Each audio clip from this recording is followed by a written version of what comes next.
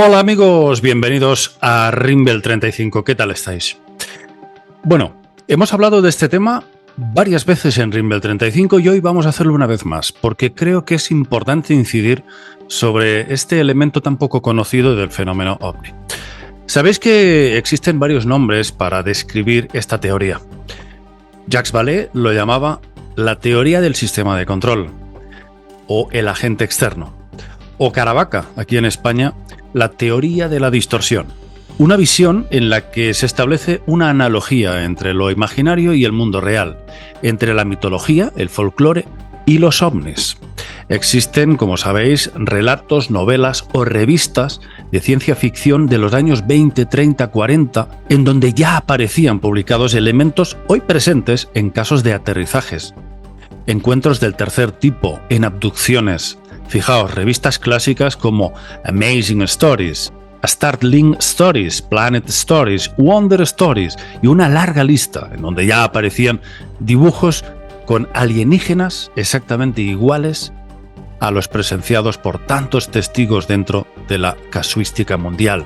Este asunto ya fue planteado hace muchas décadas por grandes ufólogos como Jacques Vallée, Bertrand Meheus, Hilary Evans, John Keel y muchos otros. ¿Qué es lo que decían? Decían que existe una clara analogía entre el psiquismo del testigo y el fenómeno. ¿Por qué? Pues porque vemos que hay demasiados paralelismos con lo que la gente leía en esas épocas y quedaba grabado en su subconsciente. Robots, naves espaciales, conquistadores cósmicos, enanos verdes disparando rayos de plasma. Todo estaba ya ahí, plasmado, en estas revistas pulp. Sus autores, sus dibujantes, habían imaginado mundos de ciencia ficción, todo surgido de su fértil imaginación. Pero estos conceptos, estos patrones, quedaban grabados a fuego en el cerebro de los lectores, desde su más tierna infancia. Y vamos a poner algunos ejemplos. Y vamos a empezar por un caso muy importante dentro de la casuística de los aterrizajes, de los llamados encuentros cercanos del tercer tipo, y que ocurrió en el gran año 47, que fue donde estalló toda la era moderna de la ufología, ¿no? Esto sucedió el 14 de agosto del 47. Alrededor de las 9 de la mañana, un artista italiano llamado R.L. Ioannis se encontraba pintando cerca del arroyo Chiarso, en las proximidades de Villa Santina, en la región de Friuli, Italia. Mientras se concentraba en su obra, notó que estaba descendiendo un objeto discoidal de unos 9 metros de diámetro. Estaba aterrizando cerca de su ubicación. Bueno, vio que junto a este objeto había dos seres de estatura infantil, es decir, alrededor de 90 centímetros de altura solamente, auténticos enanos. Vestían monos de color azul oscuro, muy ajustados, Dice, con cuellos y cinturones de color brillantes. Sus cabezas eran mucho más grandes de lo normal, es decir, enanos cabezudos, y estaban cubiertas por una especie de cascos esféricos. Sus rostros tenían una tonalidad verdosa. Los ojos eran muy grandes y redondos, de color ciruela, con una línea vertical en el centro, que posiblemente se postula podía ser la pupila. Carecían de pestañas y de cejas. Sus manos eran de color verde y tenían una apariencia similar a garras. Y tenían 8 dedos, 4 opuestos a los otros 4, de manera similar a la disposición de nuestros pulgares. Más o menos algo parecido a los robots, o a la noción que tenemos de los robots. 4 dedos articulados en cada lado. Ioannis, con los pinceles aún en la mano, hizo un gesto de saludo a esos seres, un gesto que ellos debieron de interpretar como una amenaza, porque uno de esos seres tocó el centro de su cinturón y de este salió proyectado una especie de vapor muy fino que hizo que Ioannis cayera aturdido de espaldas, un efecto como extasiante. Se quedó el hombre completamente paralizado.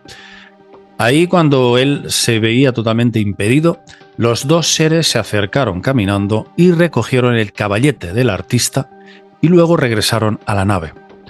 Pero es muy curioso cómo se fueron. La nave se elevó, pero no se fue poco a poco desapareciendo en la lejanía, sino que el objeto disminuyó su forma hasta volverse una bolita muy pequeña y se fundió. Algo muy, muy curioso. Bueno, después de recuperar la conciencia, el pintor vio que el caballete había desaparecido y luego al día siguiente regresó a la zona del incidente, pero no encontró ni rastro de su equipo ni del objeto.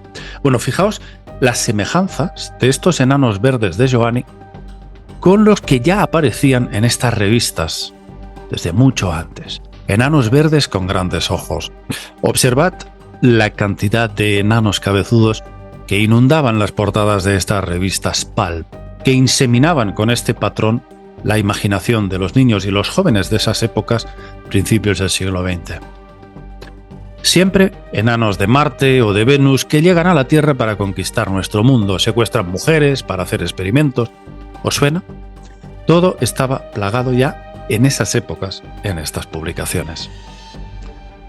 Es decir, no solo la morfología era parecida, también incluso el concepto de los secuestros, de las abducciones.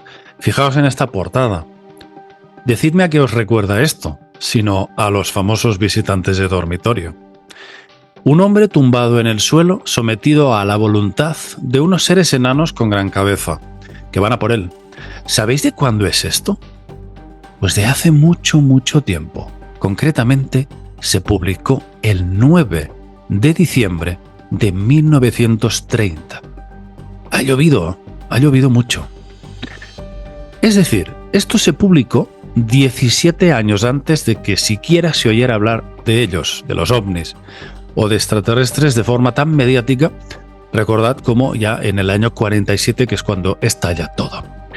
Más casos. Vamos ahora a comentar un suceso que tuvo lugar en Bogenza, Italia, en 1951, cuando un agricultor de 57 años fue testigo de cómo aterrizaba a unos 50 metros de él un objeto, un aparato, que medía unos 6 metros de diámetro.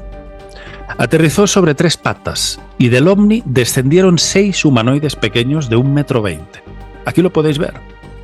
Esto parece una broma, ¿verdad? Pero no, es lo que vio este hombre.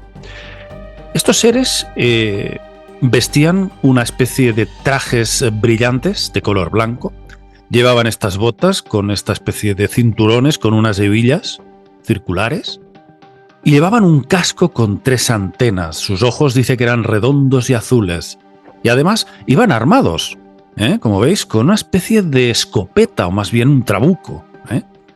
Bueno, pues resulta que le pegaron un tiro al testigo, o sea, lo dispararon y este dice que vio como del arma salía un flash, pero no pasó nada. Dice que no le hizo nada, no recibió ningún impacto ni salió herido.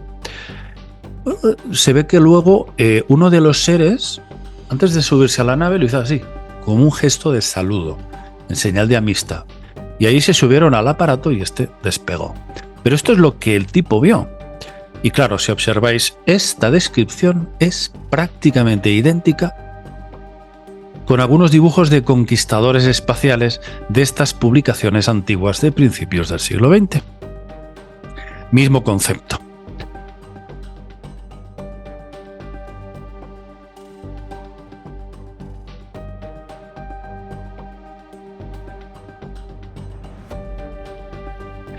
Y sucede lo mismo con los robots. ¿Cuántas veces han aparecido robots en encuentros cercanos del tercer tipo? Y cuando los comparamos con los de estas publicaciones, pues son muy, muy parecidos. Resulta curioso que hoy en día ya nadie ve robots de este estilo. Es como si el fenómeno se adaptara a los arquetipos culturales de cada época. Es curioso que ya no quede nada de estos encuentros, que antes se producían prácticamente a diario, sobre todo en los años 50 y 60. Veían aterrizar un ovni y salían una especie de robots con movimientos muy parecidos a las películas de ciencia ficción de los 50, con esa especie de manoplas, así como os he mostrado antes, con ese otro enano verde, o con cascos, con escafandras, con tubos de respiración, los astronautas, o antenas. Todo esto ya no aparece hoy en día, no aparece nada, porque el folclore, la cultura pop se ha modernizado y ya no aparecen este tipo de robots. Ahora serían más tipo los de Terminator, el T-1000, por ejemplo. Algo como más de una sola pieza. Pero este tipo de robots mecanizados con esos movimientos, todo eso ya forma parte del pasado. y eso ya es imposible que el testigo lo vea. La teoría del agente externo sería básicamente que existe una especie de inteligencia que desconocemos totalmente, capaz de penetrar en la mente del testigo y extraer de la misma los elementos de ficción que tiene dentro, para construir un relato. Es como organizar un puzzle intentando adaptar cada pieza dentro de un orden. Siempre es el mismo concepto. Algo o alguien que no pertenece a nuestra dimensión física se conecta con la mente humana y le hace ver cosas que no se corresponden exactamente con una realidad objetiva. Es decir, lo que describe el testigo no tiene por qué ser de esa forma, tal como lo ve. Esos seres no tendrían en realidad esa apariencia. Se trataría de otra cosa, algún tipo de entidades, probablemente metafísicas, que estarían situadas en otro plano, trazarían un relato adaptado en parte a la mentalidad del testigo, pero siempre coincide en una cosa, en pretender hacer creer al testigo que son visitantes extraterrestres llegados de otros planetas. Esta es la constante. Naves que aterrizan, seres que se bajan de ahí, y luego va el aldeano, el campesino de turno, o es igual, a veces hay médicos, a veces hay gente con otras profesiones, eso da igual, o un camionero que ve cómo desciende una esfera, baja un ser y le dice, ¿de dónde vienes? ¿Cuál es tu procedencia? Y sobre todo en los años 50, pues todos decían venir de Marte, de Venus, de Mercurio, de Júpiter. Luego ya el fenómeno, en los años 80 y 90, va cambiando. Entonces ya no vienen de esos planetas. Les dicen que vienen de las Pléyades, de Arcturus, de Ganímedes, ¿verdad? Pero fijaos qué curioso. ¿Dónde queda todo eso? ¿Dónde quedan esos venusinos de los que hablaba Adamski? ¿Qué quiero decir con eso? Pues que sin ningún tipo de lógica, cada caso sucede sin consecuencias. Sin consecuencias. Los que decían en los años 50 que venían de Marte, nunca más se supo. Los que decían que venían de Venus, nunca más se supo. Los que decían que venían de las Pléyades y prometían que volverían, nunca más se supo. Es como si cada caso fuese único e intransferible para el testigo. Sin más. John Keel, en su libro The Mothman Prophecies, propone que lo que entendemos hoy como extraterrestres son más bien entidades que manipulan la percepción humana desde otra realidad. Y siempre decía una frase, decía, parece que hay alguien muy interesado en hacernos creer en los extraterrestres, como concepto de vienen de otro mundo, de otro planeta, sin que seamos capaces de entender que manipulan nuestro campo de percepción y pueden hacernos ver todas estas tipologías que estáis viendo a mis espaldas. Pero antes de seguir quiero hacer una distinción muy importante entre lo que podríamos llamar los dioses antiguos y los casos de la era moderna de los ovnis, es decir, ovnis que aterrizan, descienden humanoides, encuentros del tercer tipo. ¿Por qué? Pues porque creo que son dos cosas totalmente distintas y de esto hablamos recientemente en un vídeo entrevista que hicimos con este gran ufólogo español que es Josep Guijarro, ¿no? Él también lo decía. Una cosa es el fenómeno ovni que hemos conocido a partir del 47 hasta hoy y otra cosa muy diferente parecen ser esos dioses ancestrales supuestamente llegados de no se sabe dónde, que contactan con el humano, tienen un trato con él de tú a tú, establecen esos templos, esas ciudades tan imponentes y tienen, repito, un contacto total con el ser humano y conviven con él. Pero en un momento dado de la historia de la humanidad desaparecen de la faz de la Tierra. Y el hombre no entiende qué es lo que sucede. Aún así dicen nos vamos pero regresaremos, dicen siempre que vamos a regresar. Otra cosa es esos casos a partir del 47 en los que, como os digo, hay una manipulación muy clara de estas entidades que permanecen muy poco tiempo. Estos avistamientos siempre duran bastante poco tiempo. Es muy parecido a las experiencias con las hadas, los gnomos, los duendes de la época medieval, o podemos extraer todo el folclore antiguo de esta especie de faunas mitológicas, o incluso podemos relacionarlo con los famosos jinns de la cultura musulmana, que ya nos hablaban de entidades incorpóreas que pueden adoptar la forma que ellos quieren.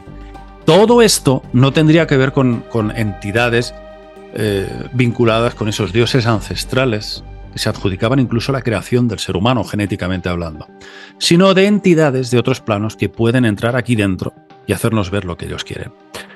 Fijaos que si nos vamos a la costa este de los Estados Unidos, está ahí la cordillera de los montes Apalache, que incluso se extiende hacia el sureste de Canadá. Esta cordillera Apalache es muy interesante, todo lo que se viene sabiendo desde hace siglos por los pobladores de entidades que son incorpóreas, que pueden tomar la forma que quieren y que incluso tienen que avisar a los turistas que nunca han estado ahí una serie de reglas de oro para que no se pierdan entre esos bosques. ¿Por qué? Pues porque ya te avisan una serie de carteles y te dicen: cuidado si te llaman por tu nombre, no vayas, no te gires, no reacciones. Cuidado si oyes voces que parece tu padre, tu madre o tus seres queridos. Tú sigue caminando, no te detengas. ¿Por qué? Porque siempre es lo mismo. Entidades que penetran dentro de tu cerebro, de tu memoria implícita, y pueden simular imágenes o cosas o seres queridos, adoptar su forma y hacerte ver lo que ellos quieran. Siempre seres juguetones, seres burlones, seres a veces maliciosos, que juegan con tu mente y pueden hacerte pasar un mal rato. Así que, ¿qué es exactamente todo esto? Fijaos que recientemente le preguntaron a Jacques Vallée, uno de los mejores ufólogos del mundo, ¿realmente qué son los ovnis? ¿Y sabéis lo que dijo? Aún no lo sé. Aún no lo sé. La respuesta más humilde que he oído jamás. La respuesta de, repito, uno de los más cualificados ufólogos del mundo, de los más autorizados, que lo ha investigado todo, los mejores casos, ha tenido el acceso y responde a día de hoy, 2025, no sé exactamente lo que son los ovnis. Así que ya lo estáis viendo, amigos, ¿contra qué nos estamos enfrentando? Con algo realmente increíble. Increíble. Y que afortunadamente muchos exagentes de la CIA y de los servicios secretos están ya empezando a decir: señores, estos no son extraterrestres llegados de ningún planeta. Son entidades que han estado aquí, son más viejas que el hombre. Mucho cuidado, porque aquí no hay ningún tipo de departamento de defensa ni presupuesto para la defensa que valga para nada contra unas entidades que pueden entrar en tu habitación cuando ellos quieran. Entidades interdimensionales. Amigos, espero que os haya gustado. Simplemente ha sido otro intento de refrescaros la memoria de que hay muchas formas de contemplar el fenómeno ovni. Y sobre todo no me malinterpretéis porque pensáis, ahora David ha dicho esto. No, esto hace muchos años que se conoce. Yo el primero, yo tenía 14 años cuando empecé a estudiar los ovnis y ya sabía de esta teoría del sistema de control que llamaba Vallée, por ejemplo, o del agente externo. Y esto es una de las muchas posibilidades para explicar una parte del fenómeno ovni. Porque, amigos, el fenómeno ovni es la reina madre de todos los fenómenos. Y eso quiere decir que no podemos decir que todos los casos sean como esta teoría que hoy os hemos esbozado. Esto no quiere decir que no haya casos con grises que puedan tener cierta corporeidad o reptiles o lo que sea, y que puedan efectivamente corresponder a esa morfología.